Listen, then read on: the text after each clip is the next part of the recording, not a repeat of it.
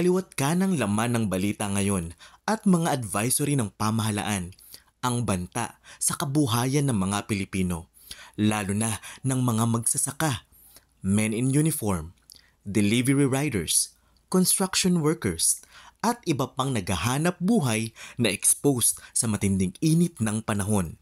Malaki rin ang epekto sa kondisyon ng mga estudyante dahil kung bakit may asynchronous at limitadong face-to-face na klase sa mga paaralan.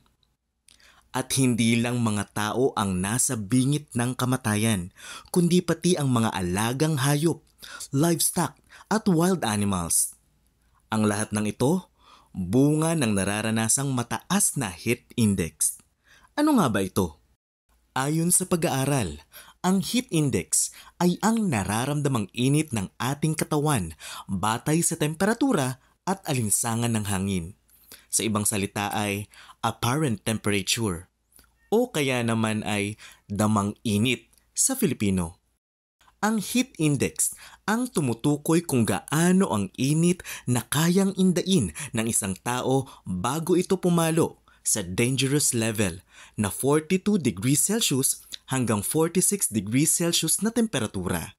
Batay sa Department of Health, ang mataas na heat index ay posibleng magdulot ng heat cramps, heat exhaustion at heat stroke, partikular sa mga may edad at may mahinang resistensya. Ito ay bahagi rin ng pagtaas ng global warming. Sa pamamagitan ng paggamit ng kulay, mas madaling maunawaan ng mga tao ang antas ng panganib sa init ng panahon.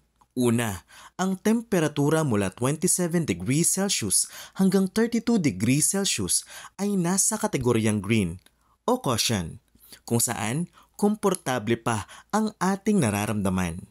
Pangalawa ay ang yellow or orange na may temperatura mula 32 degrees Celsius hanggang 38 degrees Celsius o extreme caution. Ito ay nagpapahiwatig ng pagtaas ng init na maaaring magdulot ng di komportableng pakiramdam. Ang orange na may temperatura mula 41 degrees Celsius hanggang 54 degrees Celsius ay nangangahulugang danger. Delikado na ang init at maaaring magdulot ng mas malubhang mga karamdaman tulad ng heat stroke o pagkasunog sa balat. Ang pula naman na may temperaturang mahigit 54 degrees Celsius o extreme danger ay nangangahulugang delikado na ang init at maaaring magdulot ng pagkahilo o mas malalang karamdaman. Sa gitna ng mga hakbang na ginagawa ng pamahalaan at mga ahensya upang labanan ang epekto ng climate change, ang aktibong pakikilahok ng bawat individual ay mahalaga rin. Sa wastong pamamahala ng basura, pagtatanim ng mga puno, pagbabawas ng emisyon ng sasakyan, pagtitipid sa enerhiya, pangangalaga sa sarili gaya ng proteksyon sa araw, madalas na pag-inom ng tubig at pagiging updated at informed sa mga public at health advisory. Maaari nating maibsan ang mga negatibong epekto nito. Isang munting paalala sa ating mahal na mga kaugnay, huwag babaliwalain ang tumataas na heat index na nararanasan natin ngayong dry season.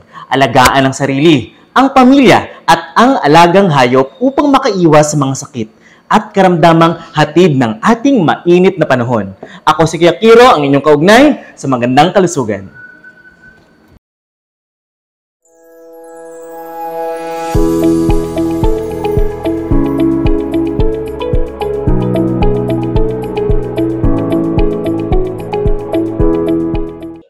Karamihan sa